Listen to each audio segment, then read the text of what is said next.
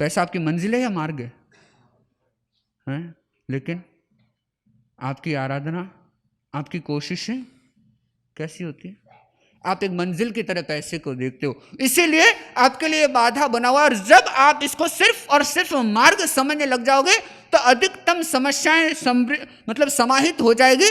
तो कहते हैं कि पैसा मार्ग है, मंजिल नहीं। तो इसके लिए हमें क्या करना चाहिए कि इसके अपमान से तो बचना चाहिए, लेकिन इसके आसक्ति के चंगुल में नहीं फंसना चाहिए।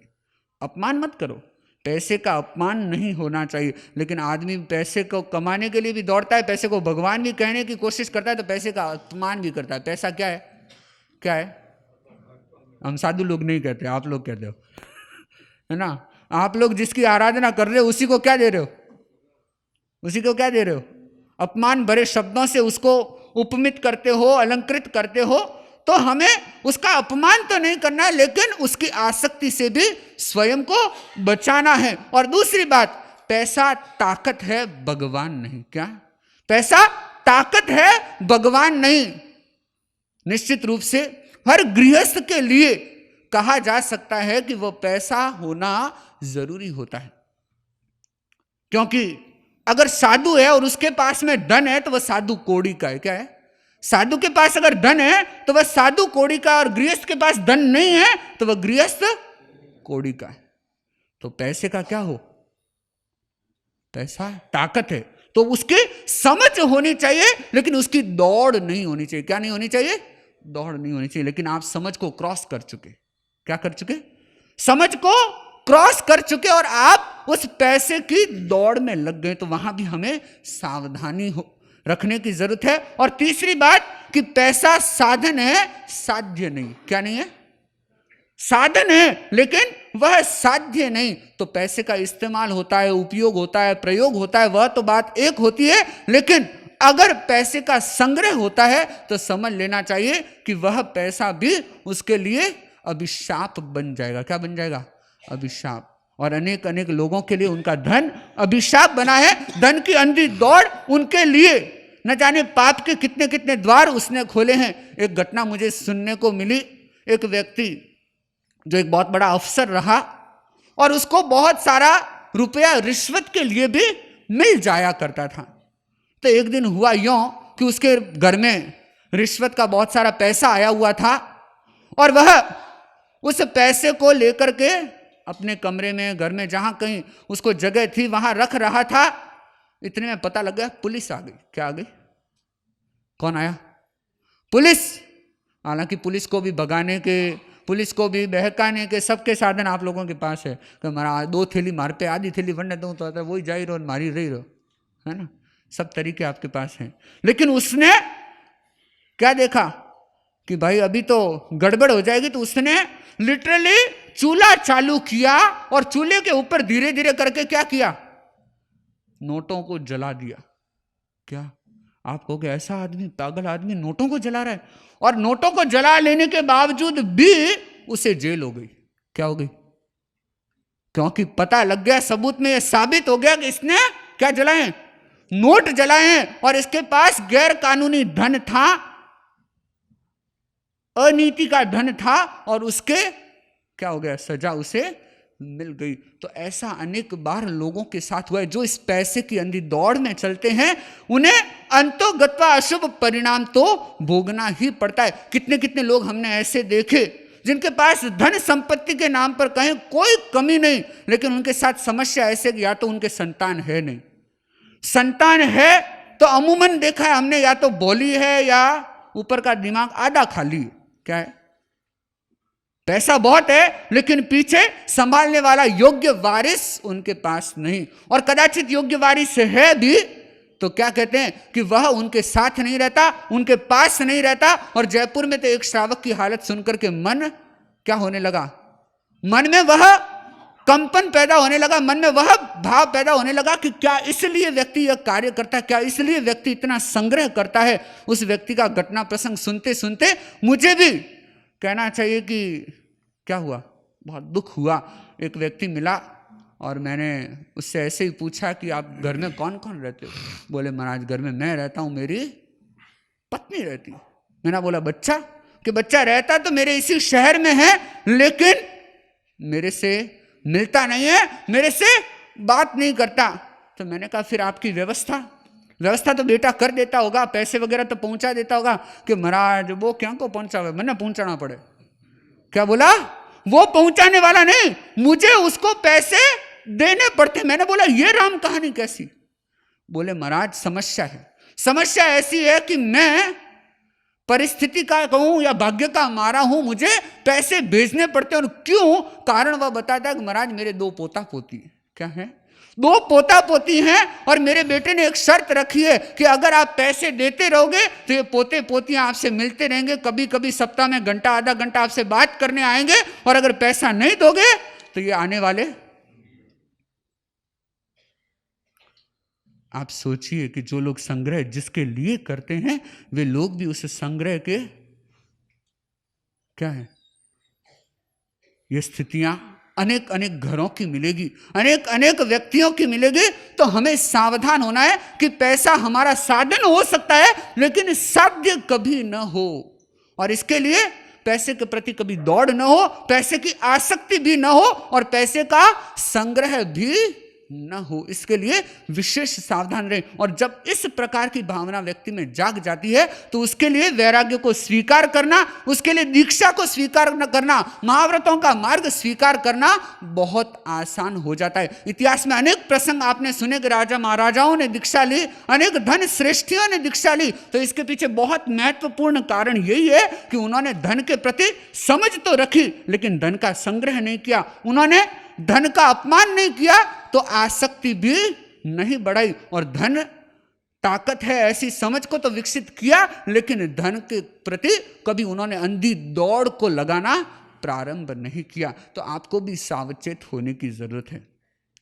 और आप एक आलंबन सूत्र नित्य प्रति चिंतन करें, नित्य प्रति यह विचार आपके मन मस्तिष्क में रहना चाहिए कि जो धन सामग्री परिग्रह पैसा संपत्ति मेरे पास है वह स्थायी नहीं है। क्या नहीं है? वह स्थायी नहीं है, टेम्परेरी। क्या है? वह अस्थायी है, अस्थिर है। और अस्थिर भी कैसा? एक आदमी जो धनाढ्य था, धन अखूत धन उसके पास, और उसका नित्य प्रति क्रम था। कई लोगों का क्रम होता है कि सुबह सुबह बही चौपड़ी लेकर के बैठ जाते हैं, माला ले नहीं ले, माँ बाप को प्रणाम करे न करे, नौकारसी आदि का पचकान ले न ले, लेकिन बही खाते लेकर के हर दिन बैठते हैं। प्रतिक्रमण हो नहीं हो, लेकिन उसका प्रतिक्रमण होना जरूरी हो जाता है। तो एक व्यक्ति था, धन बहुत था, लेकिन वह इस प्रकार के कार्यों से भी ज्यादा महत्व एक विशेष कार्य को देता था। और वह हर शाम क्या करता? अपने कमरे में जाता, और कमरे में जाकर के अपनी अलमारी को खोलता, और अलमारी को खोल करके ऐसे खड़ा रहता कि किसी दूसरे को पता नहीं चले कि ये कर क्या रहा है, देख क्या रहा है, बोल क्या रहा है, या सोच क्या रहा है। और इस कदर वह खड़ा हो जाता। हर दिन का फिक्स क्रम 3 मिनट 5 मिनट वह ऐसे खड़ा रहता। कहां खड़ा रहता? अलमारी के आगे। तो एक दिन क्या हुआ, उसकी वाइफ ने पूछ लिया कि हर दिन वहां खड़े रहते हो, और कहते हैं कई शक्की मिजाज के होते हैं। उसकी पत्नी ने सोचा कि अंदर कुछ ना कुछ गड़बड़ है। क्या है? गड़बड़ है। तो उसकी पत्नी ने बोला कि रोज करते क्या हो? कि नहीं, तुम्हारे काम की चीज नहीं है। तो अब तो शक क्या हो गया? शक और बढ़ गया। तो भाई मेरे काम की चीज नहीं, यानी कि बात बहुत विशेष है, कुछ ना कुछ दाल में काला है। तो उसने बहुत जोर लगा के पूछा। तो इतने में उस आदमी ने क्या किया, उस अलमारी को खोल के उसे दिखा दिया। और दिखाया तो अंदर एक फटी पुरानी कंबल पड़ी थी, एक फटी पुरानी जूतों की जोड़ी पड़ी हुई थी, और एक फटा पुराना थैला भी उस अलमारी में पड़ा था, बड़ा अच्छे से तरीके से रखा हुआ। उसने देखा, इन सबको देख के तुम क्या करते हो? तो वह बोला कि यह मेरी वास्तविकता है। क्या है? यह मेरी वास्तविकता है। एक दिन यही 3 चीजें मेरे जीवन का सहारा थी, और मेरे पास कुछ भी नहीं था। और आज भी इतना धन होने के बावजूद भी मैं इस स्थिति को भूलना नहीं चाहता कि यह मानव की कटु वास्तविकता, और ये जो धन तुम देख रही हो ये स्थायी नहीं है। और नित्य प्रति मैं ये चिंतन करता हूं कि मेरे पास आज कितना ही धन संपत्ति सामग्री ऐश्वर्य क्यों न होगा, लेकिन वह सिर्फ और सिर्फ टेम्परेरी कहा जा सकता है, वह स्थायी नहीं है। और यह भाव मेरे भीतर नित्य प्रति जिंदा रहे, बना रहे, और मैं धन की आसक्ति में न लगूं, इसके लिए मैं यह प्रयोग करता हूं। और आपको भी मेरा यही सुझाव है, आपके साथ भी मैं यही विचार साझा करना चाहूंगा कि खुश होकर पता अपना भले ही तुम लिखना। क्या? खुश होकर पता अपना तुम भले ही लिखना, पर उल्लेख नीचे कर देना स्थायी नहीं है। क्या? वह पता आपके मकान का हो सकता है, ईंट चूने की इमारत का हो सकता है, लेकिन वह आपका पता नहीं है, वह आपका झूठा पता है, अस्थायी पता है, बदल जाने वाला एड्रेस है। तो इसके प्रति सावधान रहें। हम हर क्षण अपने आप में इस भावना से प्रेरित रहें कि ये जो धन, संपत्ति, ऐश्वर्य है, ये स्थायी नहीं है। और अगर ये भाव जिंदा रहता है तो आपके भीतर वैराग्य जागरण के अवसर विशेष रूप से आपको मिल सकते हैं। और जब कभी आपको विशेष अवसर मिलेगा तो आप उस विशेष अवसर का श्रेष्ठ उपयोग भी कर सकेंगे। और अगर वैसा उपयोग, वैसी जागरूकता नहीं रह पाती तो कदाचित अवसर आ भी जाएगा, फिर वह अवसर अपने आप में कहना चाहिए कि ठंडे बस्ते में चला जाएगा। तो हम नित्य प्रति इस भावना को जागृत रखें। और जो भगवान महावीर का एक अमर संदेश है, जे सिया सन्नी कामे गिही पब्बइये नसे, कि जो संग्रह करता है वह गृहस्थ है, साधक नहीं है। तो आप साधक बने, और साधक के लिए यह भाव जरूरी है कि मैं संग्रह मुक्ति की साधना करूं, संग्रह विरति की साधना करूं। और जहां संग्रह मुक्ति और संग्रह विरति प्रायोगिक रूप लेती है, वहां धर्माराधना का, आत्मा के उत्थान का असली क्रम, सही क्रम प्रारंभ होता है। तो हम उस आत्मोत्थान के क्रम में आगे बढ़ते रहें। इन्हीं भावनाओं के साथ मेरा विनम्र निवेदन मुनिश्री हिमांशु कुमार जी स्वामी से अपने। ओम अरहं सुगुरु शरणं विघ्न हरणं मिटे मरणं सहज हो मन करे दर्शन स्वयं के हम बने अरहं बने अरहं बने अरहं बने। परम प्रभु को प्रणाम। परम पूज्य गुरुदेव आचार्य श्री श्रमण जी को वंदन। मुनि हेमंत कुमार जी, श्रावक श्राविकाओं, भगवान प्रभु महावीर ने संसार का शाश्वत स्वरूप बता दिया, संसार का एक परम सत्य प्रकट किया। यह संसार कैसा है? जन्म दुखम जरा दुखम रोगा य मरणाणीय अहो दुखो संसारो जत की संति जंत वो, कि जहां जन्म, रोग, बुढ़ापा, रोग और मृत्यु, ये चार शाश्वत दुख हैं, महादुख हैं। और इन महान दुखों को हर आत्मा भोग रही है। और इस दुखमय संसार में हर आत्मा इन दुखों से पीड़ित है। कितने प्रकार के दुख हैं? 4 प्रकार के। कौन से? पहला, दूसरा, तीसरा, चौथा, मृत्यु। और ये 4 ऐसे महादुख, मैं ऐसे ही चिंतन कर रहा था कि इनको महादुख क्यों कहा। हमने कल जाना था कि जो जन्म का दुख होता है वो बहुत भयंकर माना जाता है। और जन्म के समय जो वेदना होती है, और सबसे ज्यादा जन्म की वेदना कौन से जीवों को होती है? कौन से जीवों को? निगोद के जीवों को सबसे ज्यादा जन्म मरण की जो वेदना होती है वो निगोद के जीवों को होती हैं। और अगर हम वेदना की दृष्टि से देखें, स्पष्ट वेदना वो सबसे ज्यादा होती है नारकीय जीवों को। स्पष्ट वेदना जो हम कहते हैं कि नरक में जो वेदना है वह वेदना और किसी प्राणियों को नहीं होती। ऐसे तो निगोद के जीवों को नरक से भी ज्यादा वेदना की अनुभूति है, लेकिन स्पष्टतया जो वेदना की अनुभूति होती है वह नारकीय जीवों को बहुत होती है। और वहां पर 3 तरह की वेदना होती है। कितनी तरह की? 3 तरह की वेदना। कौन सी वेदना, किसी को पता है? पहली होती है क्षेत्रकृत। पहली कौन सी होती है? क्षेत्रकृत। एक स्थान जनित वेदना, कि वहां का स्थान ही ऐसा होता है, नारकीय स्थान, वहां पर जो उस क्षेत्र के प्रभाव से वेदना होती है। जैसे अगर आप कहीं चले जाते हैं तो कोई क्षेत्र से तो जो गर्म प्रदेश होते हैं वहां चले जाते हैं तो गर्मी बहुत लगती है, कई ठंडे प्रदेश होते हैं वहां चले जाते हैं तो ठंड बहुत लगती है। तो ये भी, अब मान लो यहाँ वालों को अगर शिमला भेज दे, वहां ठंड में रहना है तो मुश्किल हो जाएगा। और जो गुजरात के हैं उनको अगर कह दो कि राजस्थान के चूरू शहर में रहना है तो उनके लिए बहुत मुश्किल, क्योंकि वहां पे जो गर्मी होती है ना 50-51 डिग्री तक चली जाती है। सबसे ज्यादा गर्म क्षेत्र माना जाता है चूरू राजस्थान में, और सबसे ज्यादा ऐसे कह दो कि ठंडा भी और भी ऐसे माने जाते हैं, लेकिन जो समतल प्रदेश है उसमें भी चूरू ठंडा प्रदेश माना जाता है। तो ठंडे प्रदेशों की अपनी वेदना होती है, गर्म प्रदेशों की अपनी वेदना होती है। तो नारकीय जीवों को जो वेदना होती है वहां पे पहली वेदना कौन सी होती है? क्षेत्रकृत, अर्थात स्थान से जनित, वातावरण से जनित ये वेदना। और दूसरी वेदना कौन सी होती है? पारस्परिक वेदना। कि आप तो इतने शांति से बैठे हो ना सब, तो वहां पे वो शांति से नहीं बैठते। जो नारकीय जीव होते ना वो क्या करते? एक दूसरे को वेदना देते, एक दूसरे के साथ उनके लड़ाई झगड़े ऐसे कह दो वो चलते रहते हैं। हाँ, इतनी शांति नहीं है वहां पे। वहां पे हर क्षण वेदना की अनुभूति वो जीव करते रहते हैं। तो दूसरी होती है कौन सी? पारस्परिक, एक दूसरे को कष्ट देना, यह भी वेदना वहां पर होती है।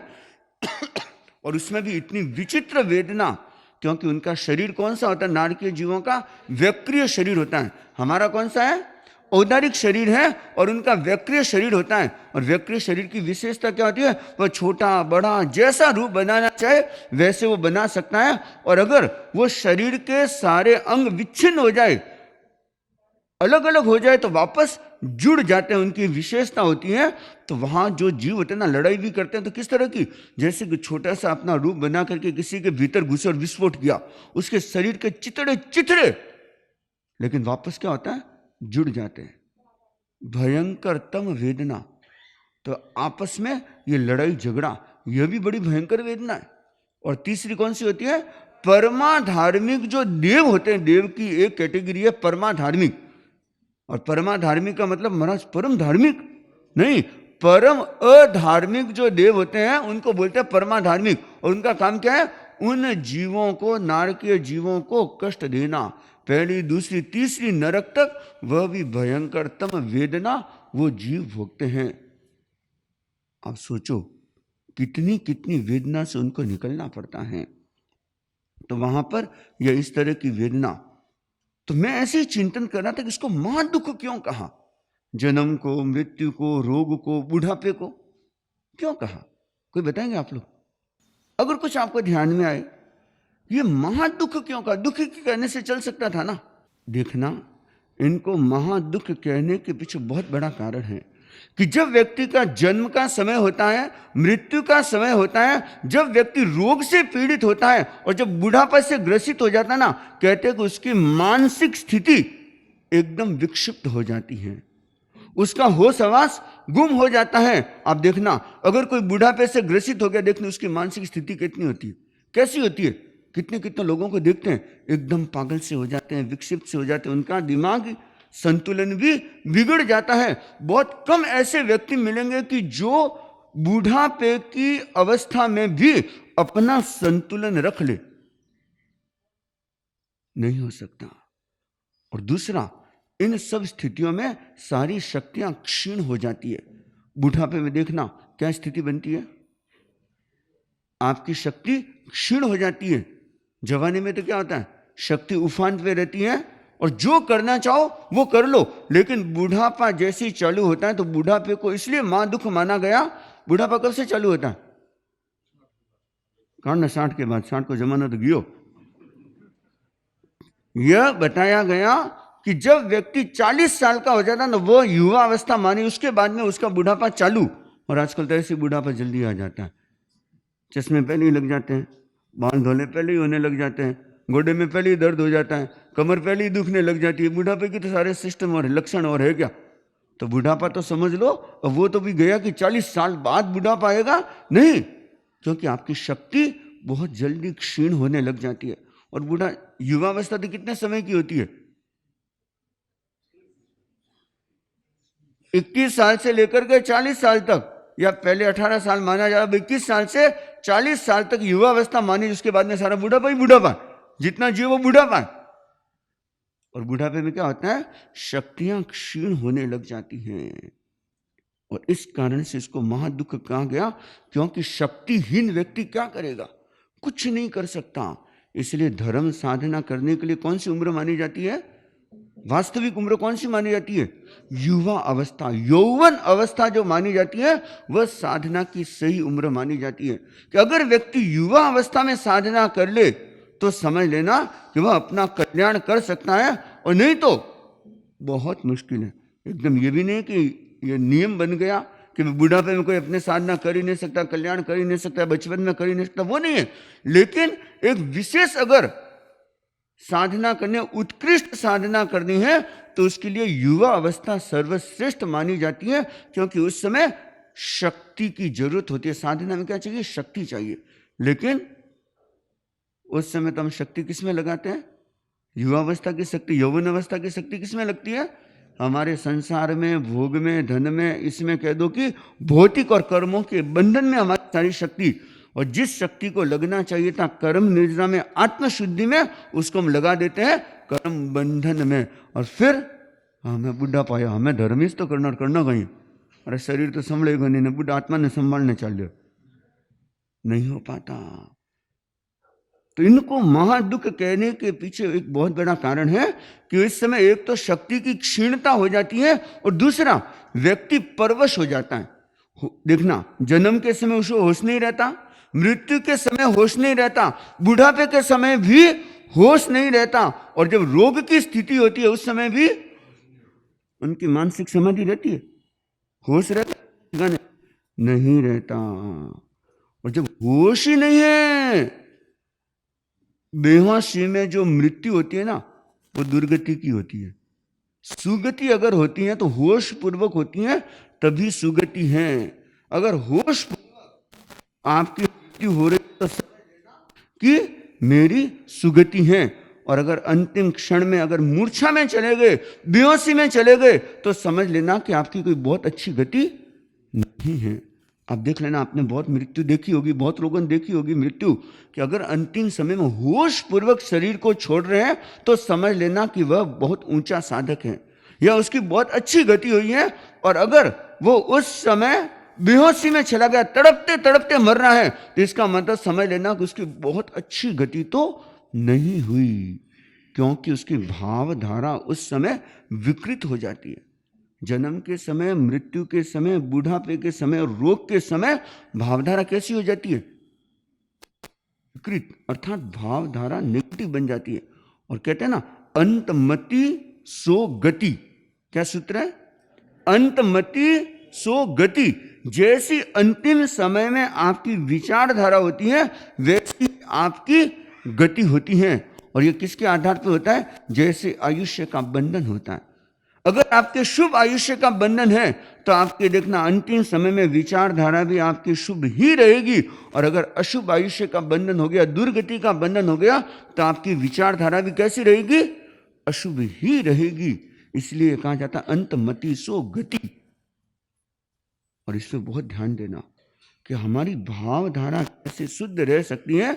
तो हमें इन 4 महादुखों से अगर छुटकारा पाना है तो क्या करना होगा, हम इस पर फिर चर्चा करेंगे।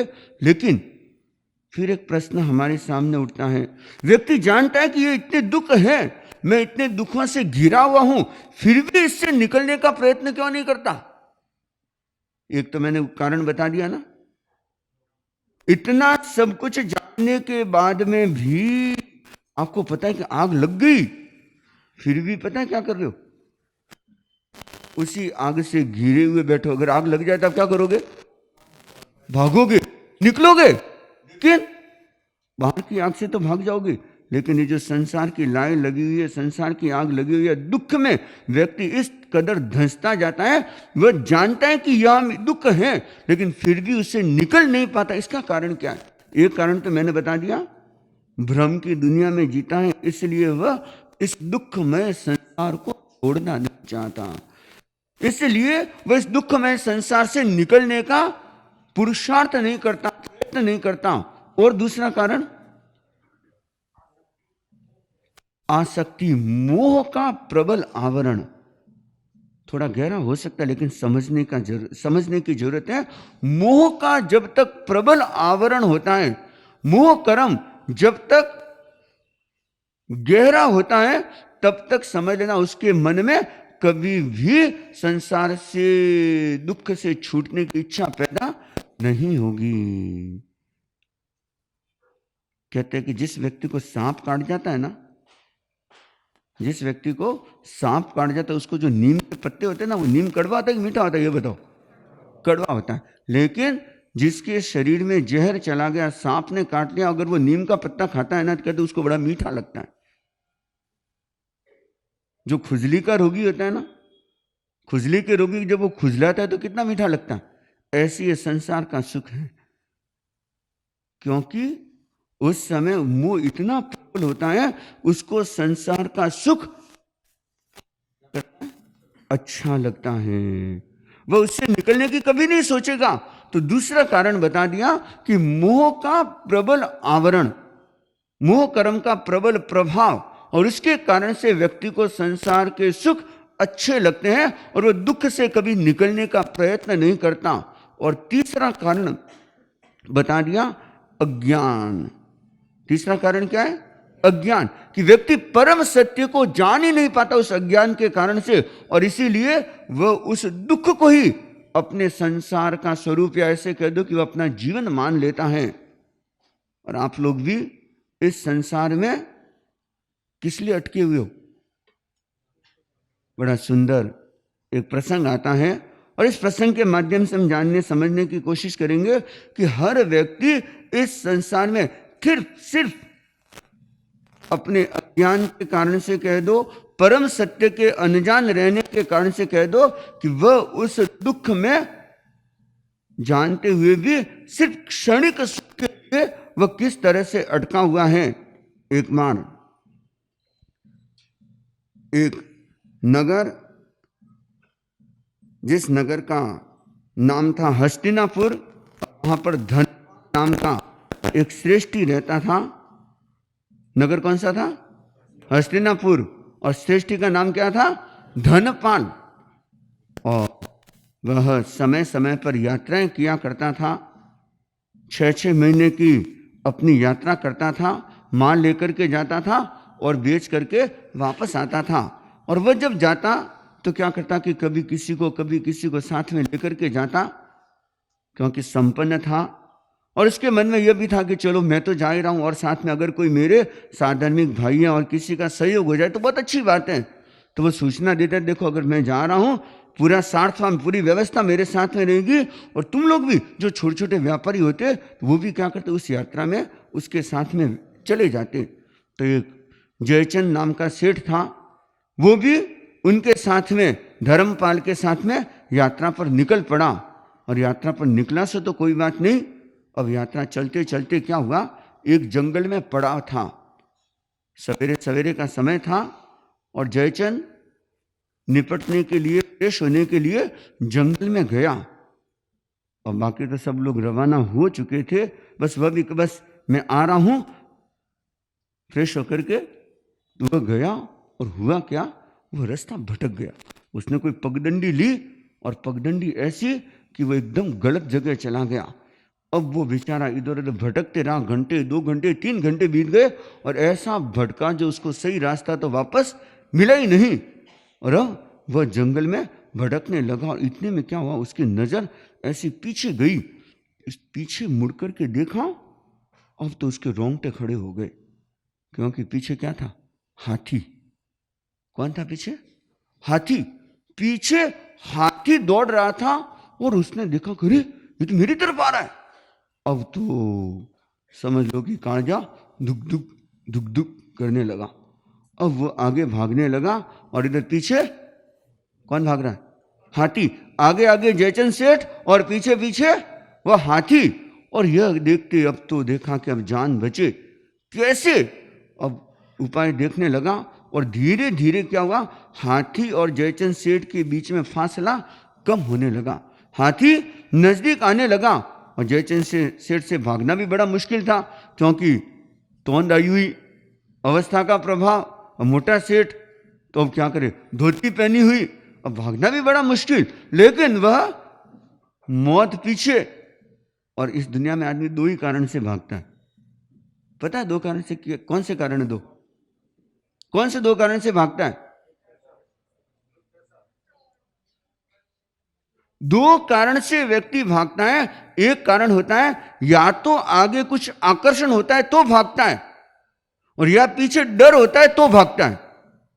ध्यान देना, या तो आगे कोई आकर्षण है तो खूब दौड़ लगाएगा, और या पीछे डर है तो भागता है। जयचंद सेठ के लिए क्या था?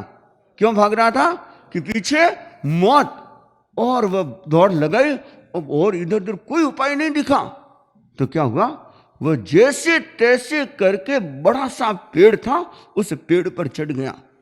मरता क्या नहीं करता बेचारे, कभी जिंदगी में पेड़ पे चढ़ा नहीं, लेकिन जैसे तैसे करके पेड़ पर चढ़ गया, और पेड़ पर चढ़ करके आराम से ऐसी कोई शाखा को पकड़ के डाली पर ऐसे बैठ गया, और इतना ऊंचा चला गया कि कम से कम हाथी की सूंड नहीं पहुंचे वहां तक। अब हाथी भी आया, और उसने क्या किया? वह पेड़ को जोर जोर से हिलाने लगा। हाथी में ताकत बहुत होती है, तो वो पेड़ को जोर जोर से हिलाने लगा। अब पेड़ जड़ मजबूत थी, इसलिए पेड़ तो उखड़ नहीं पाया, लेकिन वह इतना जोर से वह पेड़ को हिलाने लगा कि उसके कारण से क्या हुआ? वह जो जयचंद जिस शाखा को पकड़ के जिस पर बैठा था ना, वो उसके हाथ से छूट गई, या उसका बैलेंस बिगड़ा। तो ऐसा बिगड़ा कि वो नीचे गिरने लगा, लेकिन नीचे गिरने से पहले फिर उसने कोई ना कोई ऐसी जो शाखाएं लटक रही थी उसको पकड़ लिया। अब पकड़ने के साथ में अब वो अदर झूल लटक रहा है, और हाथी उस तरफ आ नहीं सकता, क्योंकि दूसरी तरफ क्या था? बड़ा सारा ऐसे कुआं सा था, और हाथी की पहुंच वहां तक नहीं हो पा रही थी। अब हाथी भी बेचारा क्या हुआ? थक गया, तो उसने भी पेड़ को हिलाना छोड़ दिया। और इधर क्या? इधर एक कोई देव विमान जा रहा था, जिस एक दिव्य युगल देव और देवी बैठे हुए थे, और उसने जब वह दृश्य देखा, देवी के मन में करुणा का भाव आ गया, और कहा कि हे देवानुप्रिय, देखो ये बेचारा कितनी समस्याओं से घिरा हुआ है, कितने कष्टों को भोग रहा है। क्योंकि कष्ट क्या थे? इधर तो हाथी यमराज खड़ा है, और इधर वह लटक रहा है, और लटक भी कहाँ रहा है? नीचे कुआं, और कुआं भी कौन सा? अंधा कुआं, इतना गहरा, और उस कुएं में भी क्या? 4 अजगर। क्या है? 4 अजगर।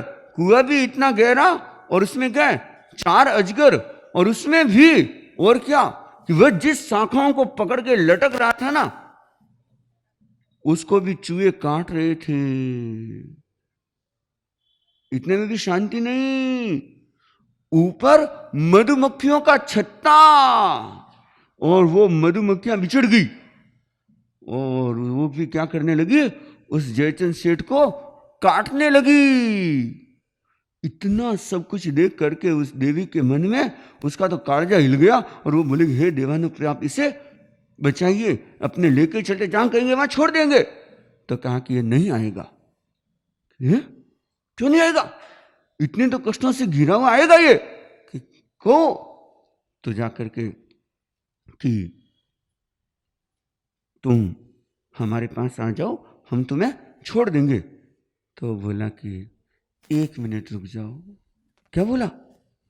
1 मिनट रुक जाओ। आप एकदम समस्या घिरे और कोई आपको बचाने के लिए आ जाए, उसमें आप ये कहोगे, अरे रुक जा 1 मिनट तो रुक। ऐसा तो कोई मूर्ख नादान कोई मिलेगा। तब क्या हुआ? वो क्या बोला? 1 मिनट रुक जाओ। फिर कहा कि चल 1 मिनट रुक जाओ। जितनी बार वह देवता उसको चलने के लिए कहता, उतनी बार उसका एक ही उत्तर होता। क्या उत्तर होता? 1 मिनट रुक जाओ। क्यों? क्या हुआ? जहां वो लटक रहा था ना, ठीक उसके ऊपर मधुमक्खियों का छत्ता था, और वहां से शहद टपक रहा था, और वो शहद भी कहां? सीधा जयचंद के मुंह में, जयचंद सेठ के मुंह में। और उसने देखा, और उसकी नजर कहां थी? ऊपर। और वो एक एक बूंद टपकता, ऐसे समझ लो कि आधे मिनट में, 1 मिनट में वो एक एक बूंद कहाँ आती, उसके मुंह में पड़ती और उसको लगता अरे वाह, ओहो क्या मजा है। और वह सिर्फ एक एक बूंद लेने के लिए, और जब भी वो देवता कहता कि आजा 1 मिनट, आजा 1 मिनट, और वह 1 मिनट उसकी पूरी नहीं हो रही है, और वह देवता बोला कि देख मैंने पहले कहा था ना ये नहीं आएगा, चले। और वह जैसे उधर से रवाना होता है, और इतने में क्या होता है, जो चूहे उस शाखा को काट रहे थे ना, अब वो भी सेठ भी तो ऐसे कोई दुबला पतला तो था नहीं कि वो वजन झेल लेती, और मोटा ताजा था, वह भी तो आखिर में शाखाएं जो थी वो कितना वजन झेलेगी। और इतने में क्या वो कटते कटते कटते कटते क्या होगा, और गिरते कहाँ गया, कुएं में। और कुएं में कौन बैठे थे, उनका क्या हो गया, डिनर, ब्रेकफास्ट, लंच, क्या हुआ। ये कहानी नहीं है, यह हमारे जीवन की सत्य है। हमारा जीवन भी ऐसा ही है कि यह जंगल क्या है, संसार है। देखना एक एक उपमा को ध्यान से सुनना, यह जंगल क्या है, संसार है, और हमारे पीछे काल रूपी हाथी लगा हुआ है। यह हाथी कौन है, यह काल है जो हमारे पीछे लगा हुआ है। और यह कुआं क्या है, यह नरक का कुआं है, और जिसमें ये 4 अजगर हैं, क्रोध, मान, माया, लोभ। ये अजगर क्या है, हमको जकड़ करके रखते हैं, निकलने नहीं देते अपने। और ये 2 चूहे थे ना, ये कौन थे, दिन और रात जो हमारी आयु की डोर।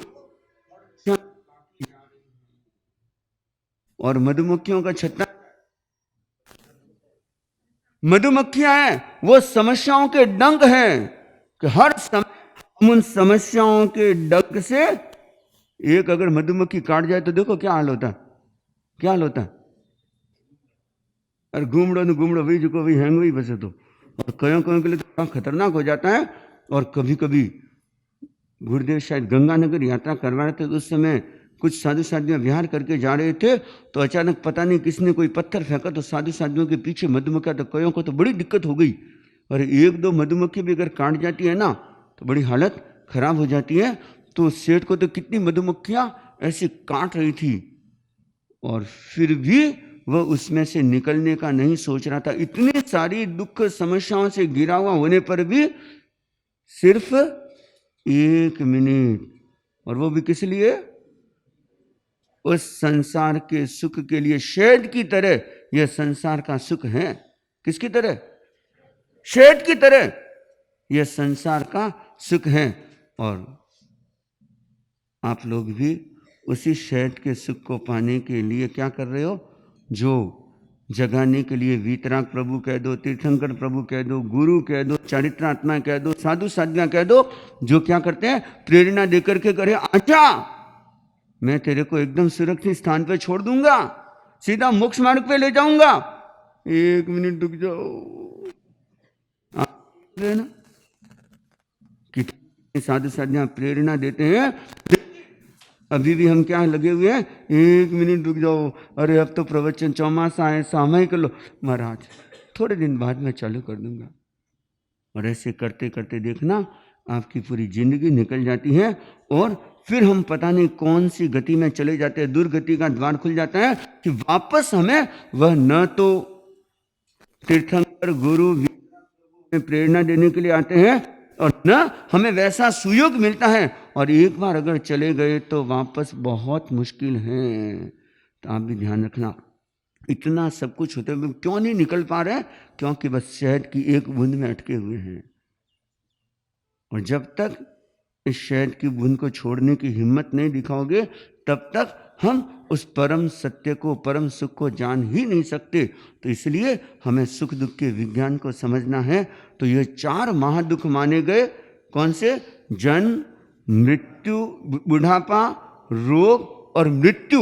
और ये इसलिए महादुख माने गए कि उस समय व्यक्ति अपनी शक्तियों से क्षीण हो जाता है और उस समय व्यक्ति को होश हवास नहीं रहता, उसकी मानसिक स्थिति, उसकी चित्त की स्थिति एकदम विक्षिप्त हो जाती है, इसलिए वह महादुख माना जाता है। तो और वास्तव में अब सुख क्या है, हम इसके बारे में, सुख कितने प्रकार का है, हम इस बारे में फिर और आगे चर्चा करेंगे, बातचीत करेंगे।